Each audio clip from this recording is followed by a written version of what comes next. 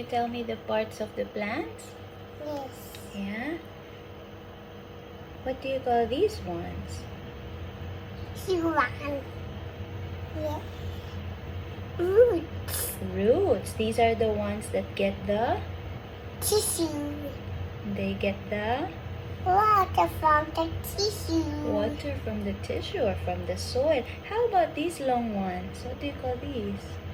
Stem. Stems. That's right. And these on top, the green ones, are called Leaves. leaves. Well done.